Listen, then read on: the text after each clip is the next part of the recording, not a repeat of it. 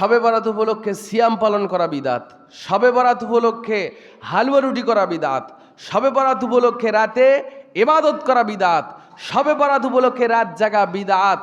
এক কথায় শবে বরাত উপলক্ষে কোনো আনুষ্ঠানিকতা ইসলামে চলবে না। এত বড় ফজিলতের একটা দিন, অথচ মুহাম্মদ সাল্লাল্লাহু আলাইহি ওয়াসাল্লাম নিজেই জানতেন না। নাউজুবিল্লাহ। এত ফজিলতের দিন মুহাম্মদ সাল্লাল্লাহু আলাইহি ওয়াসাল্লাম রোজা রাখলেন না। এত বড় ফজিলতের কাজ জান্নাতি সার্টিফিকেট পাওয়া সাহাবীরা করলেন না। রাসূল এবং খোলাফায়ে রাশিদিনদের জীবনী থেকে শবে বরাত প্রমাণিত নয়। সুতরাং খবরদার করবেন। আমি আপনাদের সামনে পেশ করছি, বুঝতে সুবিধা হবে ইনশাআল্লাহ। আগে দলিল নেন। হাদিসটা সহিহ ইবনে হিব্বান হাদিস নাম্বার 5665 এবং শুআবুল ঈমান লিল বাইহাকি 3 নম্বর খণ্ডের 385 নম্বর পৃষ্ঠা এবং হাদিস নাম্বার 3833। শুনেন, আল্লাহর নবী এই শবে বরাত অর্থাৎ শাবান মাসের 14 তারিখের দিবাগত রাতকে লক্ষ্য করে একটি হাদিস বলেছেন। এতটুকু বর্ণনা পাওয়া যায়, এর বাহিরে কোনো বর্ণনা শবে বরাত সম্পর্কে নাই। বর্ণনাটা হলো, আল্লাহর নবী বলেন, ইয়াত্তালিউল্লাহু ইলা খালকিহি ফি লাইলাতিন নিসফিম মিন শাবান। আল্লাহর নবী বলেন, আল্লাহ তাআলা শাবান মাসের 14 তারিখের দিবাগত রাত্রে তার সব সৃষ্টির দিকে, তার পৃথিবীতে যত সৃষ্টি আছে, মানুষ, জিন, কীট, পতঙ্গ, পোকামাকড়, সকলের দিকে রহমতের দৃষ্টিপাত করেন। সুবহানাল্লাহ বলেন। আল্লাহ তাআলা তার বান্দাদের দিকে রহমতের দৃষ্টিতে তাকান। কোন দিন? নিসফিম মিন শাবান, অর্থাৎ শবে বরাতের রাতে। সহজ করে বলছি।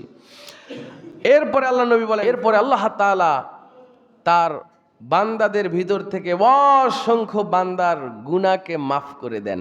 সুবহানাল্লাহ। তবে আল্লাহ নবী বললেন, ইল্লা লিল মুশরিকিন আও মুশাহিনিন, 2 শ্রেণীর লোক ছাড়া।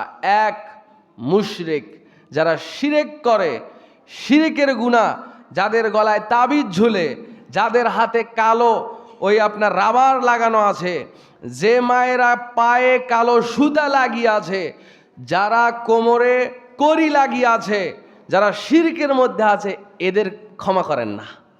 আর 2, আও মুশাহিনিন, যাদের অন্তরে হিংসা আছে, যারা বিদ্বেষ পোষণ করে, একজনের ভালো আর একজন দেখতে পারে না, এক দোকানদার আর এক দোকানদারকে দেখতে পারে না, এক কামলা আর এক কামলাকে দেখতে পারে না, এদেরকে আল্লাহ তাআলা মাফ করেন না। তাহলে 1, যারা মুশরিক; 2, যারা হিংসুক, হিংসা বিদ্বেষ করে থাকে মানুষের প্রতি, এই 2 শ্রেণীর লোক ছাড়া সকলকে আল্লাহ তাআলা ক্ষমা করে দেন। তাহলে বলেন তো, এই হাদিস থেকে কি কোনো আমল পাওয়া গেল? রোজা রাখার কথা পাওয়া গেল? রাত জাগার কথা পাওয়া গেল? কিচ্ছু পাওয়া গেল না। এতটুকু পাওয়া গেল, আমরা এই 15 তারিখে অর্থাৎ শাবান মাসের 15 তারিখ শবে বরাত আসার আগে নিজেকে শিরক মুক্ত রাখবো, কারো প্রতি হিংসা রাখবো না। এই 2টা কাজ করতে পারেন শুধু শবে বরাত উপলক্ষে, এছাড়া আর কিচ্ছু করা জায়েজ নাই। যাদের গায়ে তাবিজ লটকানো আছে, আজকেই খুলে ফেলবেন। শুনেন,